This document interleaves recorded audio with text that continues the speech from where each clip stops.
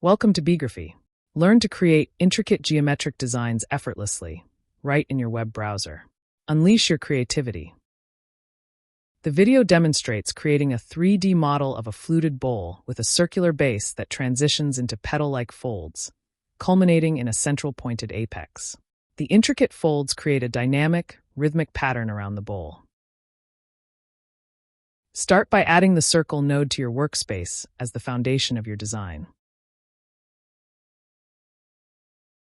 Add a move node and connect the circle node's curve output to its geometry input. Set the z value of the move node's vector input to 10 to shift the circle upward. Use the divide by count node to distribute points along the circle by connecting the circle node's curve output. For the count input, let's add a range input node and named count. Set its minimum to 10, its maximum to 50, and its step to 1.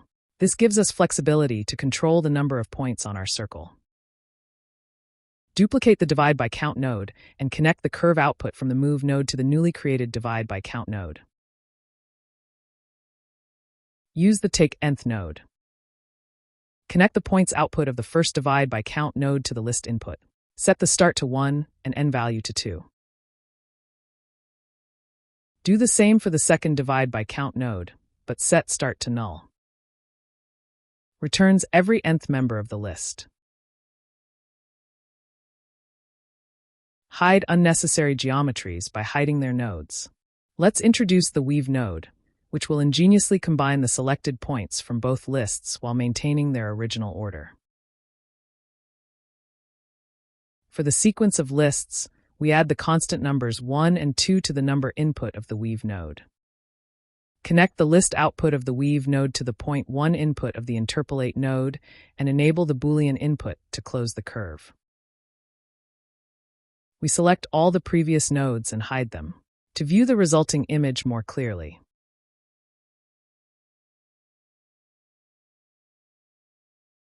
To enlarge our curve, let's use the scale node. For the factor input, set the value to 1.1.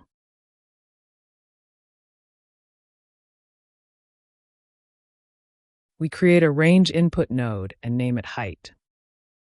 We add the min and max values.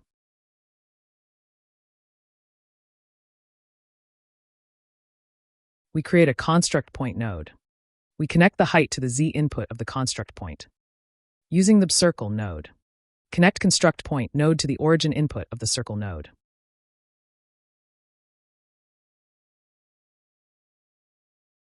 We subtract 10 from the height. We create a construct point node. We connect the subtraction to the z input of the construct point. We add a new circle. Connect construct point's output to all circle nodes' origin input. Duplicate the circle and change its size. Now we're going to generate a smooth surface that connects our circles. Use the Loft Surface node and connect the curve outputs from the circle nodes to the curve 1, curve 2, and curve 3 inputs of the Loft Surface node, respectively. Let's hide the old geometry so it won't interfere with us. Add a new Loft Surface, connect the circle. Using the Add port, we add curve 2 and curve 3, connect the Interpolate and scale. Let's hide the old geometry so it won't interfere with us. Drag and apply material node onto the workspace. Connect both Loft Surface outputs to apply material's geometry input. Set the color of the apply material to white. Adjust the metallicity, roughness, and opacity to your preference.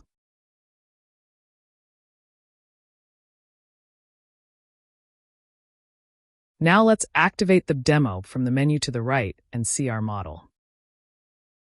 Congratulations! You've just taken your first steps into computational design with BeeGraphy. Thanks for watching. We hope this tutorial helped. For more on computational design, please like this video, subscribe to our channel, and hit the bell icon to get the notifications. See you in the next tutorial.